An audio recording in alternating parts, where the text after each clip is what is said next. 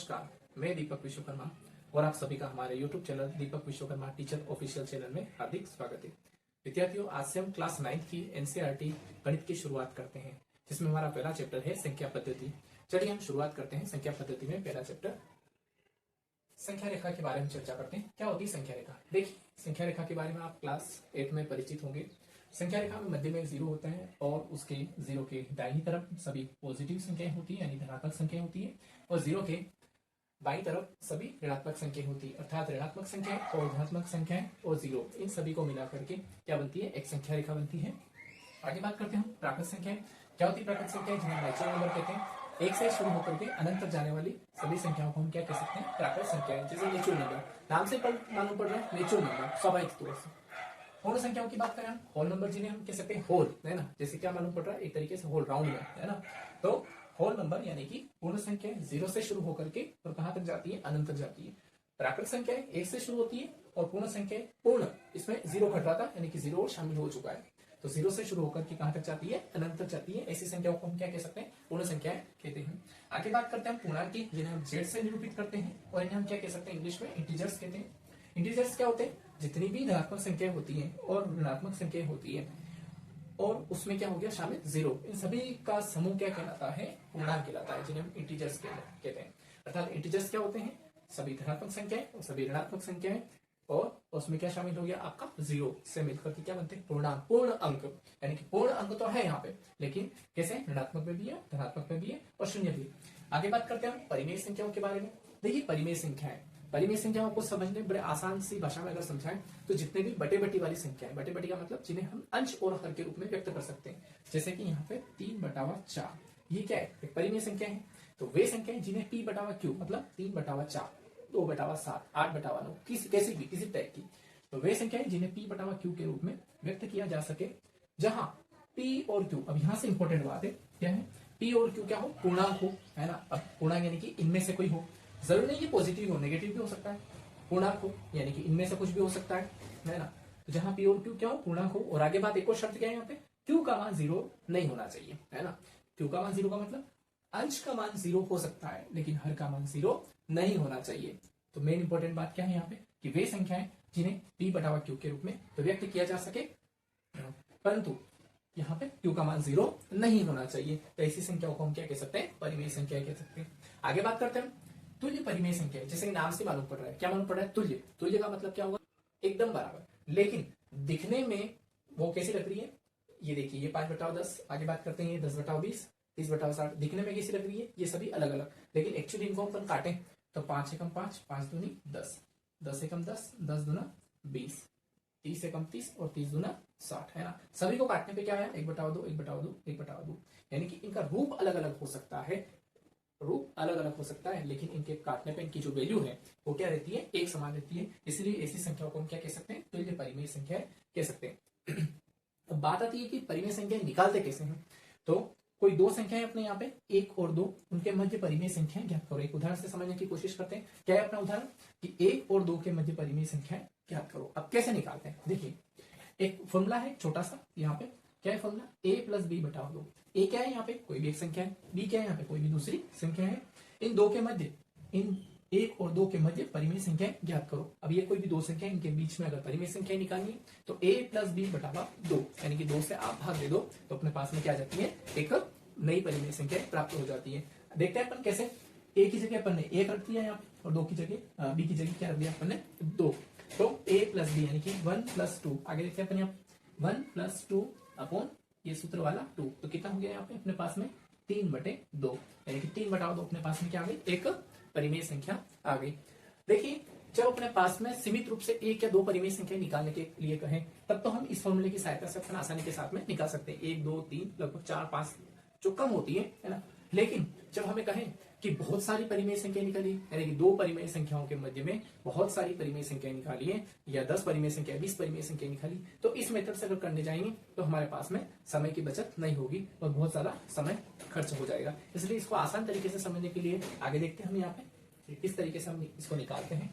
ये एक्सरसाइज 1.1 में है, कुछ क्वेश्चन है, इनको देखने की कोशिश करते हैं। क्या शून्य एक परिमेय संख्या है? क्या इसे आप p बटा q के रूप में लिख सकते हैं, जहां p और q क्या है, पूर्णांक है और q का मान 0 के बराबर नहीं है ना। देखिए अपने से क्या पूछ रहे हो कि क्या शून्य एक परिमेय संख्या है, तो बिल्कुल इसमें क्या लिख सकते हैं कि हाँ शून्य क्या है, एक परिमेय संख्या है, परिमेय संख्या है। फिर आगे क्या क्या आप इसे p बटा q के रूप में लिख सकते हैं, बिल्कुल लिख सकते हैं। दुनिया में हर एक संख्या के नीचे एक होता है, इसका मतलब ये जो है 0 बटा 1, यानी कि ये p हो गया और ये क्या हो गया आपका q हो गया, तो इसे p बटा q के रूप में अपन लिख सकते हैं। फिर आगे क्या कहा इसने, जहां p और q क्या है, पूर्णांक है, बिल्कुल ये भी एक पूर्णांक है, ये भी एक पूर्णांक है, तो p और q क्या हो गया, पूर्णांक हो गया, और q का मान 0 के बराबर नहीं है, तो कहाँ है, p का मान 0 के बराबर है लेकिन q का मान 0 के बराबर नहीं है, तो बिल्कुल हाँ शून्य एक परिमेय संख्या है जिसे p बटा q के रूप में 0 बटा 1 के रूप में हम लिख सकते हैं, जिसे p क्या हो गया, एक आपका अंश हो गया और q क्या हो गया, हर हो गया, और p और q दोनों कैसे पूर्णांक है और q का मान 0 के बराबर नहीं होना चाहिए, तो q का मान 0 के बराबर नहीं है। आगे बात करते हैं हम यहाँ पे, जो पहले मैंने आपसे बताया था परिमेय संख्याओं के बारे में, कि जब दो परिमेय संख्या के बीच में या दो संख्याओं के बीच में अगर कोई परिमेय संख्या 1 या 2 है, तब तो हम a प्लस b बटा 2 के सूत्र से निकाल सकते हैं। कौन से सूत्र से, अगर 3 और 4 के बीच में अगर एक परिमेय संख्या आपसे पूछी जाए, तो हम कौन सा फॉर्मूले से, a प्लस बी बटा 2 के फॉर्मूले से हम आसानी के साथ में निकाल सकते हैं। लेकिन अगर आपके यहाँ पे कितनी 6 परिमेय संख्या है, 10 परिमेय संख्या है, 20 परिमेय संख्या है, इस प्रकार से अनंत परिमेय संख्या अगर निकालनी पड़ जाए, तो फिर हम क्या कर सकते हैं, ये वाला फॉर्मूला जो है बहुत ही इससे लॉन्ग मेथड हो जाएगा, बहुत ही समय खर्च हो जाएगा। इसलिए इसको आसान भाषा में समझने के लिए एक छोटा सा अपने पास में एक सोल्यूशन, एक तरीका है। कैसे करते हैं अपन इसको, देखिए ये हमारे पास में एक संख्या रेखा हो गई है ना, जहां पे इसको मान लो a, इसको मान लेते हैं b, यानी कि यहाँ पे अपने पास में क्या है 3 और यहाँ पे आ गया 4। अब इसके बीच में कितनी 6 परिमेय संख्या चाहिए, तो आप सभी जानते हैं कि हर एक संख्या के नीचे क्या होता है, 1 होता है, तो इसको मान लेते हैं 3 बटा 1, इसको मान लेते हैं 4 बटा 1। अब एक बात है, 3 और 4 के बीच कितनी चाहिए आपको, 6 परिमेय संख्या चाहिए, कितनी चाहिए 6, तो 6 से एक ज्यादा कितना होगा 7 है ना, तो इसको ऊपर और नीचे 7 से गुणा कर दो, 7 बटा 7, इसको भी ऊपर नीचे 7 से गुणा कर दो, 7 बटा 7। अब देखिए 7 से जैसे गुणा करेंगे तो ऊपर कितना हो गया 7 तिया 21, नीचे कितना हो गया 7 एकम 7, वापिस काटो 7 तिया 21 आ गया 3, कोई फर्क नहीं पड़ रहा है, 7 चौक कितना हो जाएगा ये 28 और ये 7 एकम 7। अब इससे आगे ऑटोमेटिकली आप चलाते जाओ, यहाँ पे 21 से आगे 22 बटा 7, 23 बटा 7, 24 बटा 7, 25 बटा 7, 26 बटा 7, कितनी हो गई 1 2 3 4 5, एक और चाहिए 27 बटा 7, और ये 4 आपका एक तरीके से क्या है 28 बटा 7, करके देख लो 7 चौक 28 है ना, तो कितनी हो गई 1 2 3 4 5 और 6, तो कितनी चाहिए थी हमें 6 है ना, तो 21 बटा 7 तो स्वयं ये 3 है ही, और आपका 4 क्या है 28 बटा 7, उसके बीच की कितनी आ रही, उससे आगे सीरियल चलाते जाओ, 21 आगे 22 23 24 25 26 और 27। तो इस प्रकार से हम 3 और 4 के बीच में अनंत परिमेय संख्याएं हम ज्ञात कर सकते हैं। तो एक नोट ला, देखिए क्वेश्चन नंबर 3, 3 बटा 5 व 4 बटा 5 के मध्य 5 परिमेय संख्याएं ज्ञात करो। इससे पहले वाला जो क्वेश्चन हमने देखिए ये आपके बुक का क्वेश्चन है, क्वेश्चन नंबर 3। इसको सोल्व करने के लिए वापस से वही एक संख्या रेखा बनाना है, जिसमें 3 बटा 5 यहाँ लिख देते हैं और यहाँ पे हम 4 बटा 5 लिख सकते हैं। अब कितनी परिमेय संख्या आपसे पूछी है 5, तो यहाँ पे भी आपको 6 से गुणा कर देना है और यहाँ पे भी ऊपर और नीचे 6 से गुणा कर देना है।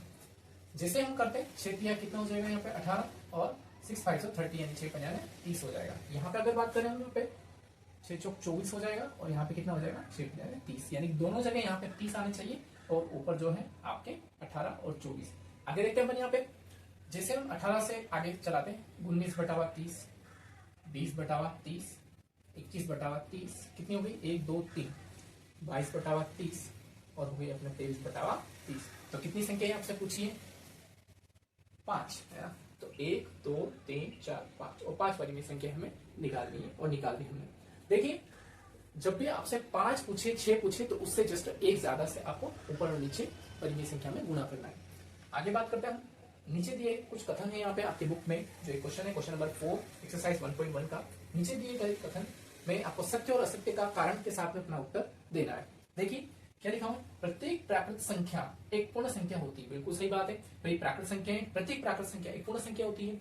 चूंकि पूर्ण संख्याओं का जो समूह होता है उसमें 0 से लगा करके अनंत तक संख्या जाती है, जबकि प्रत्येक प्राकृत संख्या वो तो 1 से स्टार्ट होती है। इसका मतलब प्राकृत संख्या है, अगर आपसे कहें कि आपकी लंबाई कितनी है 5 फीट, आपके पिताजी हाइट कितनी है 6 फीट, है ना, तो क्या आप आपके पिताजी से की हाइट से कैसे हैं, छोटे हैं, है ना, क्योंकि उनकी 6 फीट है और आपकी 5 फीट है, तो 5 फीट 6 फीट के अंदर समा सकता है, बिल्कुल समा सकता है।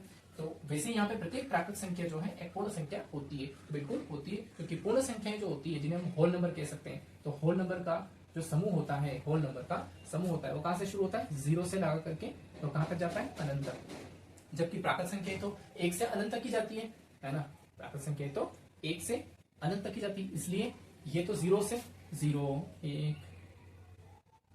2 3 इस तरीके से, और जबकि ये संख्याएं आपके कहां से शुरू होती है 1 से शुरू होती है, 1 2 3 इस तरीके से।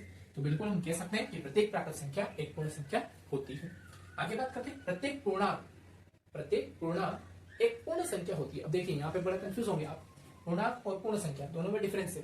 पूर्णांक जिन्हें हम क्या कह सकते हैं इंटीजर्स, है ना, और पूर्ण संख्या अभी अपन ने देखा पूर्ण संख्या क्या होती है होल नंबर, कहां से शुरू होते हैं 0 1 2 3 4, यानी कि पूर्णांक के अंदर नेगेटिव नंबर नहीं आते, नेगेटिव संख्या ऋणात्मक संख्या नहीं आती है, जबकि पूर्णांक में तो नेगेटिव नंबर्स भी आते हैं, है ना। तो क्या कहा प्रत्येक पूर्णांक एक पूर्ण संख्या होती है, बिल्कुल नहीं होती है, कैसे होगी प्रत्येक पूर्णांक, अब पूर्णांक में तो नेगेटिव नंबर भी तो आते हैं। देखिए पूर्णांक में अपन क्या बात करते हैं इंटीजर्स, तो देखिए इसको अपन कारण देंगे, तो कारण क्या होगा इसमें, तो ये बात तो कैसी है सत्य बात है ना, लेकिन ये बात कैसी है असत्य, कैसी है ये असत्य, है ना।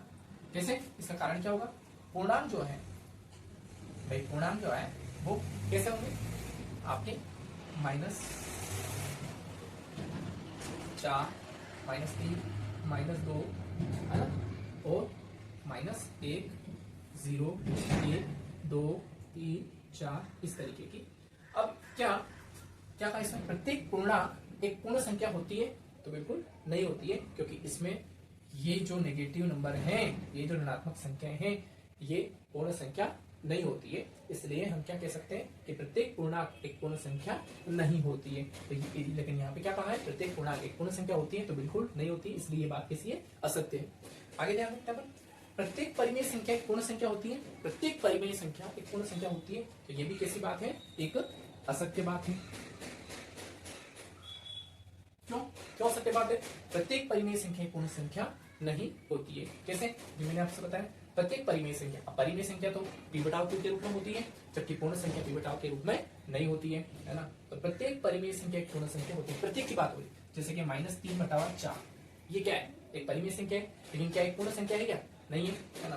तो परिमेय संख्या आपके 0 ले लो, 0/1 बिल्कुल ये है, लेकिन आगे बात करें अपन यहाँ पे और ले सकते हैं, यहाँ पे 200/300, ये भी क्या है एक परिमेय संख्या है, लेकिन ये पूर्ण संख्या नहीं है, इसलिए हम क्या कह सकते हैं कि प्रत्येक परिमेय संख्या एक पूर्ण संख्या नहीं होती है। लेकिन यहाँ पे क्या कहा है कि प्रत्येक परिमेय संख्या एक पूर्ण संख्या होती है क्या, कि नहीं होती, इसलिए ये बात कैसी है असत्य है। आई होप यू, अगर आपको ये सेशन अच्छा लगा हो तो इसे लाइक करें, शेयर करें और सब्सक्राइब करें, और अपने दोस्तों के साथ में इसे शेयर करें। धन्यवाद। जय हिंद, जय भारत।